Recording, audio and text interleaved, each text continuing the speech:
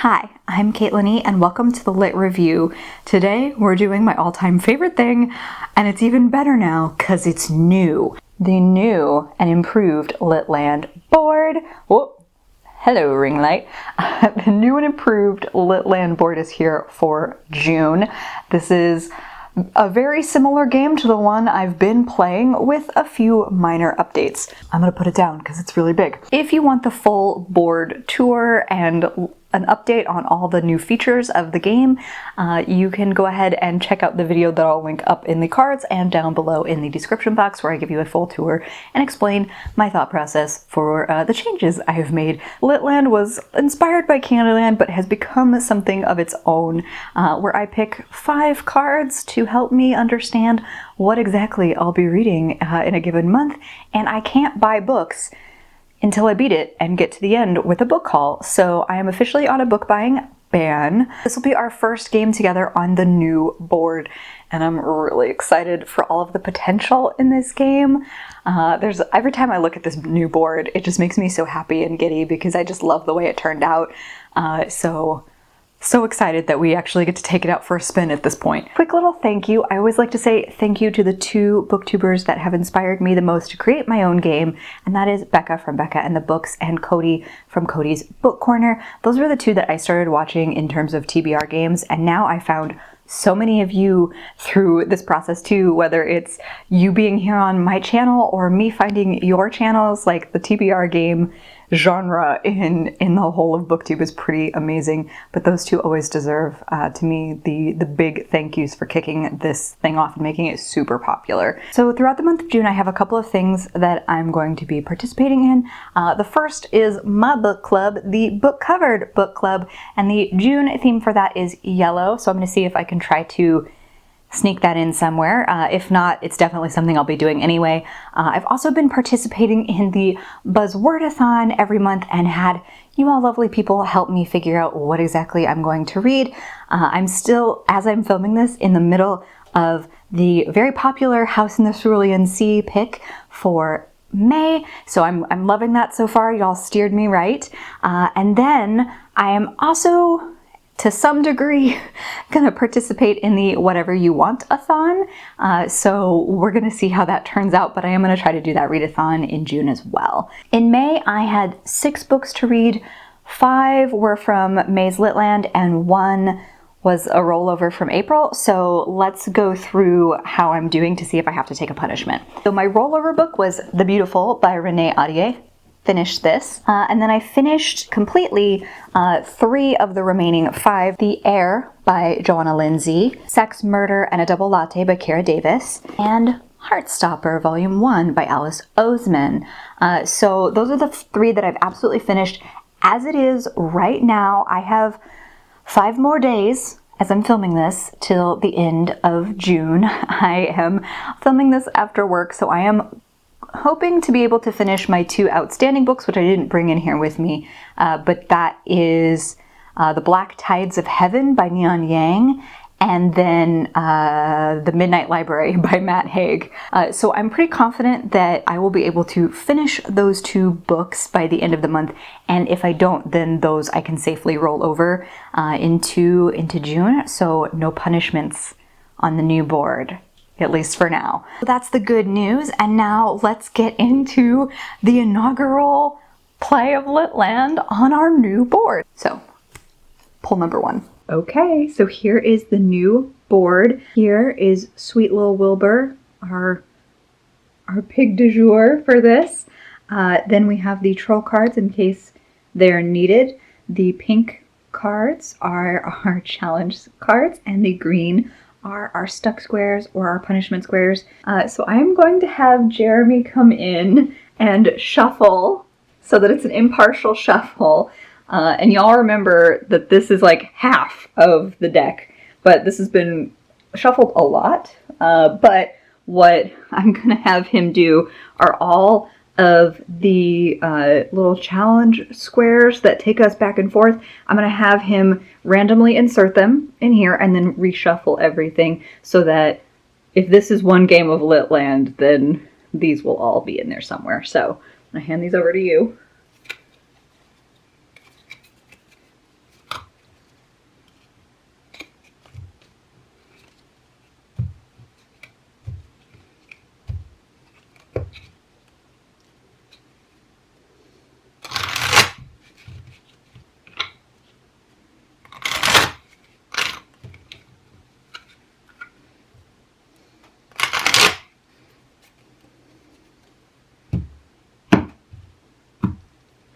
So official. Thank you so much. I am gonna put these, where are these gonna go? We'll go over here for right now. Oh, all right. So 2 of these. 1, 2. Okay, okay. We got a blue ×2. So this is where I get to move. Obviously, you saw me move 2 spots, but I also have to then pick 2 of my blue category, and blue is nonfiction. All of my colors and genres stayed the same from old board to new. I did include a lot more of these little ×2 though, to kind of like keep it interesting, because this board is technically bigger, but also for the challenge, because I figured, you know, if I get a bunch of these, then maybe it'll slow me down and I'll have to take some more punishments down the road, which is like entertaining to watch. / I have all those lovely punishment and stuck squares, so I kind of want to use them, even though that sounds awful. Anyway, I digress. I need to pick 2 nonfictions. So what I typically like to do, as I'm sure you're all aware by now, this priority shelf that extends all the way across my desk that you only see like the first 3 or 4 of at any given time.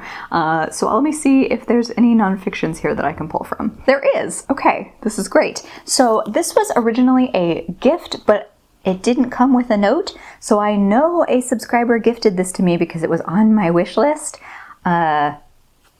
But I don't know who did this. So whoever you are, thank you again. I much appreciate you. So this is the 5, The Untold Lives of the Women Killed by Jack the Ripper by Hallie Rubenhold. So this is one I've been wanting to get to for a really long time. And this is a perfect reason to do it. I also like to read at least 1 book per month that has been gifted until I have run out of gifted books, because I want to get to the things that y'all have so graciously gifted me. So again, thank you to whomever gifted this to me. I'm very excited to read this. Okay, and number 2. I do actually have a nonfiction out from my library right now, so I'm going to try to get that one in there.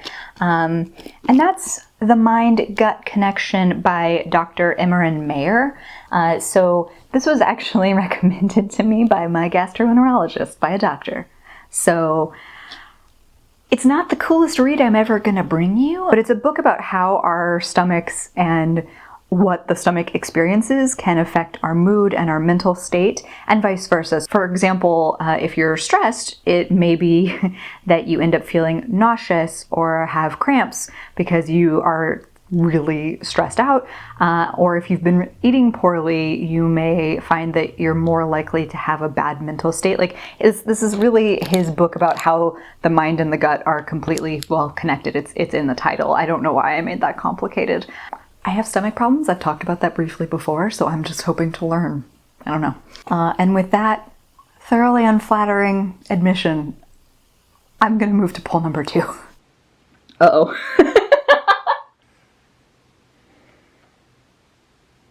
Okay, and I can go here. I can go here.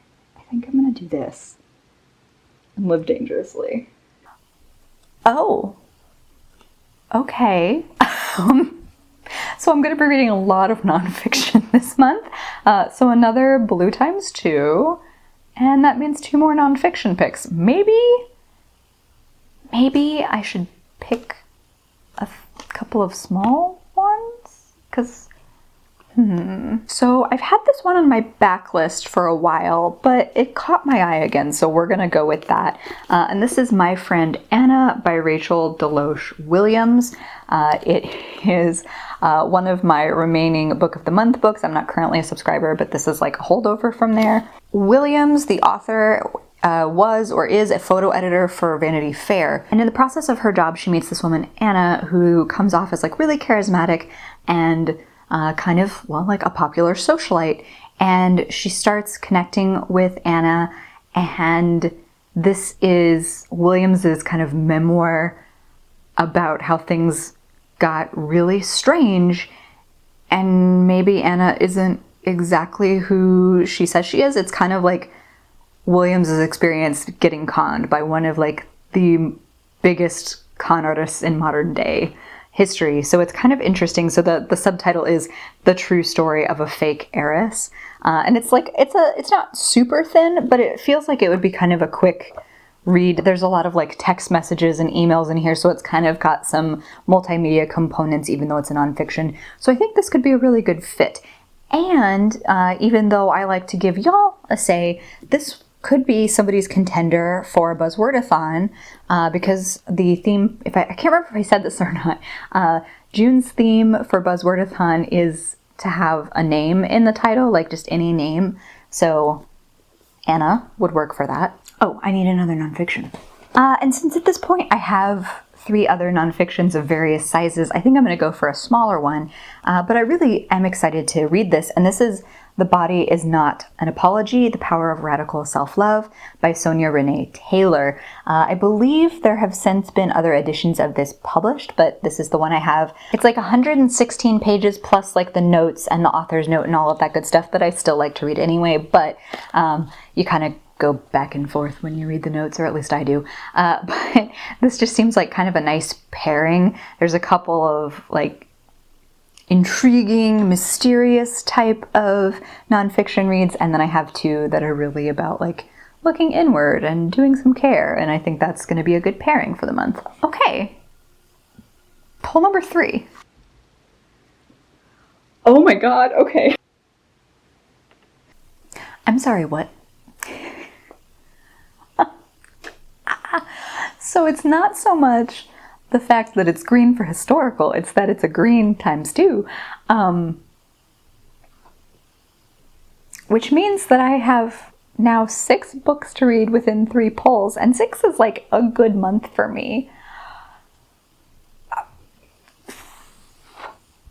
I did this to myself, I know I did, and yet here I sit, confused, flummoxed, dare I say, shook. I'm gonna need a minute. Okay, so after some contemplation and maybe a good cry, I made some choices that I'm actually very excited about.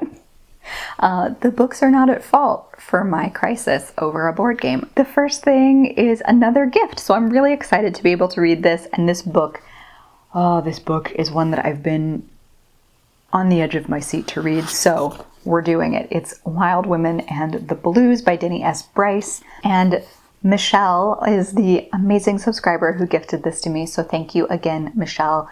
I am going to be reading this in June, and I am very excited. This for me is hitting a couple of different things that have caught my eye. So number 1, the cover is gorgeous. Number 2, the premise kind of reminds me of Seven Husbands of Evelyn Hugo, in that there is a starlet from the jazz age who is being interviewed by this young man, and he is hoping that her story is going to be the thing that like defines his research. And that gives me very strong Seven Husbands of Evelyn Hugo vibes, even though there's a lot of differences between the actual characters. So it's cutting back and forth between 1925 and 2015. So obviously the 20s version is a little bit more historical than the 2015, but technically 2015 is history. That's gonna mess with my head, but it's technically true. The jazz singer that's being interviewed, or is attempting to be interviewed, is named Honoré.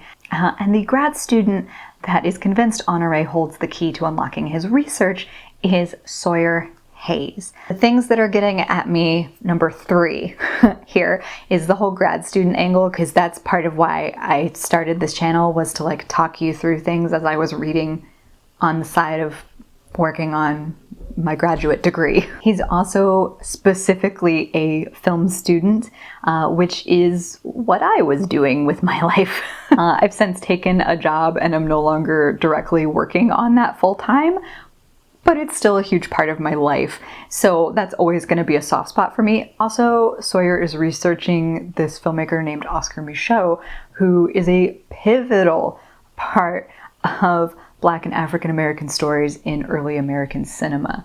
Not just the cinema itself, but the distribution of them. Like, we learned a lot about him in grad school. I taught about him frequently when I was teaching, and one of my really good friends did his master's thesis on Oscar Micheaux. So this just is gonna hit all the right notes for me. I think I'm really excited. This feels like a really personal pick for me, and I'm really glad that I can actually turn right around and read this in June. So this pick may not have all of the like itemized lists of why I'm interested, but I'm still pretty excited about this pick here, and that is American Spy by Lauren Wilkinson.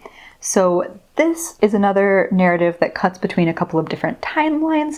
The majority of it, I believe, is set in the 80s, and then there may be some flashbacks to the 60s. But in this one, our main character, Marie, works for the FBI in the 80s. So I'm gonna read a little bit of the back to you, because I think it, within a couple of sentences, just gives you the entire kind of cool pitch for this.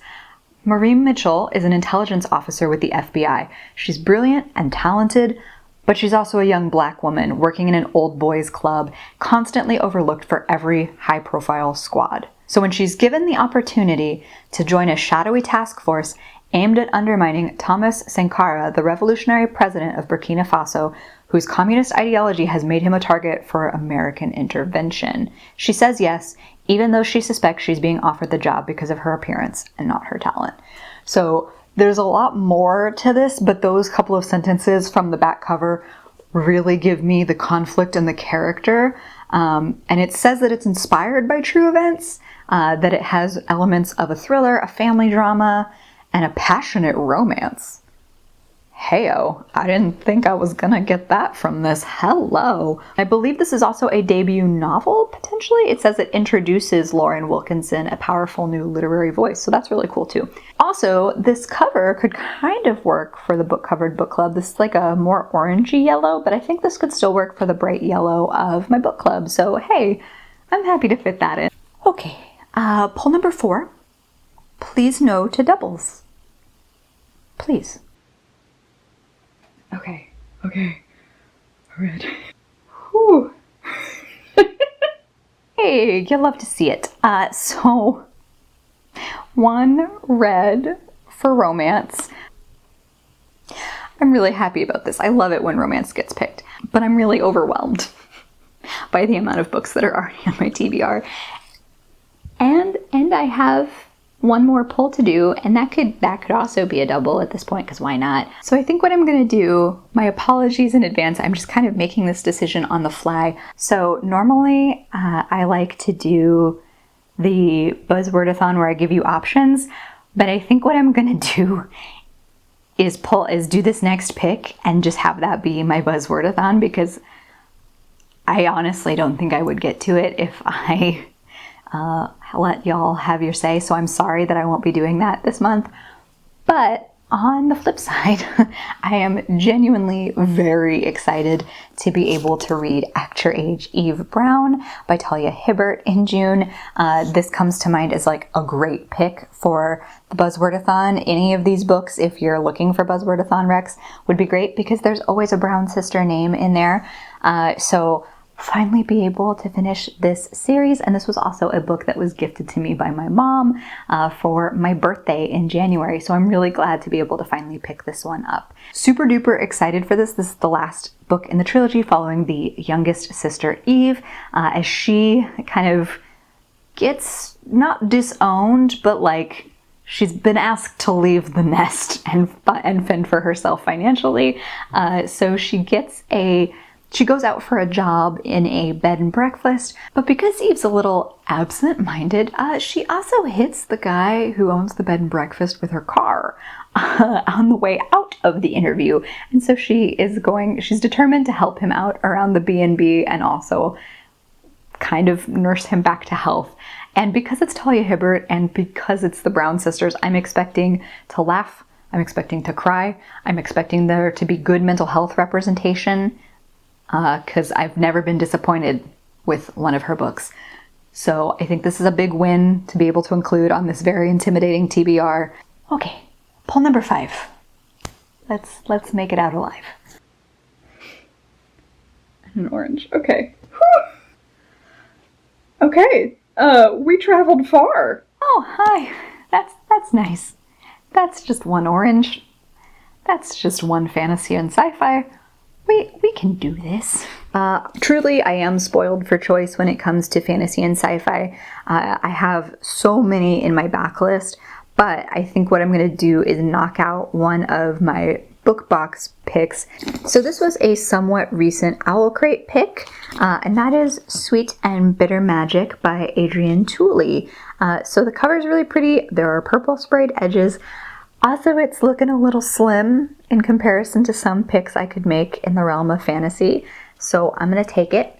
I don't know a ton about this other than it came in a book box. So hold that thought while I investigate.